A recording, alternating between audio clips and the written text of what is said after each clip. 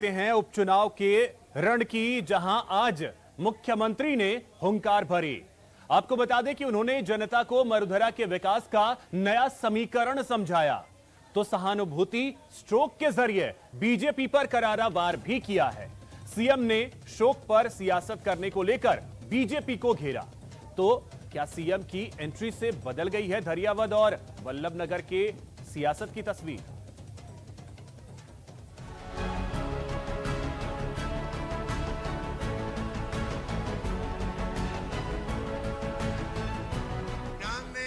Party जीतती है, जो सत्ता पक्ष है, हम लोग जीतते हैं आपके आशीर्वाद से, तो दो फायदे। एक तो 2.5 साल का काम है। 2.5 साल में हम लोग पूरी ताकत लगाएंगे। आपने हमारा साथ दिया तो किस प्रकार से विकास के काम आपके यहाँ ज्यादा करें। 27 अक्टूबर को खत्म हो रहे चुनाव प्रचार से ठीक पहले सीएम अशोक गहलोत ने ताबड़तोड़ 4 जनसभाएं की। उपचुनाव वाली दोनों सीटों पर कांग्रेस के उम्मीदवार के लिए वोट मांगे। सीएम गहलोत ने लसाड़िया, झल्लारा, मुंगाना और कुराबड़ में जनसभाएं कर विपक्ष पर हमला बोला, तो वोटर्स को कांग्रेस को वोट देने से होने वाला फायदा भी समझाया।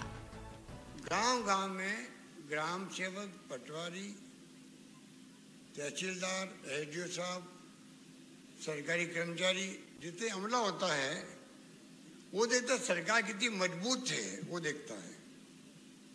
अगर उसको मालूम पड़े कि अभी जनता ने वोट दिए हैं कांग्रेस को, इसका मतलब कांग्रेस सरकार मजबूत है और आगे भी आ सकती है, तो आपका पटवारी, ग्राम सेवक, सब अधिकारी है, वो गरीबों के काम करने लग जाते हैं। नहीं करेंगे तो हमारे खिलाफ कार्रवाई हो सकती है।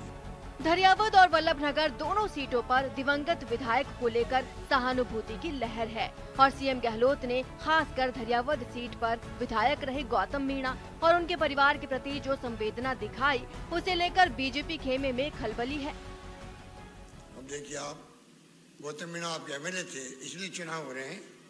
मुझे बहुत दुख हुआ क्योंकि मैंने उनकी बहुत मदद करने की कोशिश करी अस्पताल के अंदर। मैंने उनसे खुद से बातचीत करी, डॉक्टर से बातचीत करी। उनका एक बेटा डॉक्टर है गौतम मीणा का, उनसे मैंने बातचीत करी, बुलाने दी मैंने डॉक्टरों को, पर तब तक वो और बीमारी बढ़ चुकी थी। गौतम मीणा के घर जाकर सीएम ने मर्यादा निभाई, तो सवाल उठाने को लेकर बीजेपी को भी कटघरे में खड़ा कर दिया। ये सदियों से हमारी परंपरा रही है कि कोई जब देहांत होता है तो उनके घर बैठने जाते हैं संवेदना व्यक्त करने के लिए। इसमें कोई राजनीति नहीं होती है और उस वक्त नहीं देखते ये कांग्रेस के हैं, बीजेपी के हैं, किस पार्टी के लोग हैं, कि जाति धर्म के लोग हैं, आपस में देखते नहीं है, जाते लोग। और उसी मंत्रा के साथ में गया। अभी मान लो बीजेपी गौतम भाई के लड़के को टिकट देती, मान लो कन्हैयालाल जी को, और वो उम्मीदवार होते हैं आज हमारे उम्मीदवार के खिलाफ होते, मान लो, तब भी मैं आज उनके घर जाता। वो तो एक कायदे की बात होती है, उसमें राजनीति की दृष्टि को देखना मैं समझता हूँ दुर्भाग्यपूर्ण है। सीएम गहलोत ने न सिर्फ बीजेपी को विपक्षी पार्टी के तौर पर कमतर प्रदर्शन के लिए कोसा, बल्कि केंद्र की सरकार से राजस्थान सरकार की तुलना कर बीजेपी पर सबसे बड़ा हमला किया। बॉर्डर पर सरकार परवाह नहीं कर रही है। 1 साल हो गया किसान बैठे हुए, अंदाजा कहलाता उनकी स्थिति है। रोजगार 2 करोड़ लोगों की बात की थी भारत सरकार ने, अभी तक को दिया नहीं है। राजस्थान सरकार ने अभी 2 साल में 1 लाख लोगों को नौकरी लग चुकी है और लगातार विज्ञापन आ रहे लगने के लिए नौकरी है। मैं समझता हूं कि इतिहास बनेगा राजस्थान के अंदर भी, इस प्रकार से हम नौकरी दे रहे हैं। महंगाई का आप देखिए, पेट्रोल डीजल के दाम बढ़ रहे हैं, आप नौजवान बैठे हुए हैं, आप बताइए, ये रिकॉर्ड बन गया 110, 115 रुपए, 13 रुपए।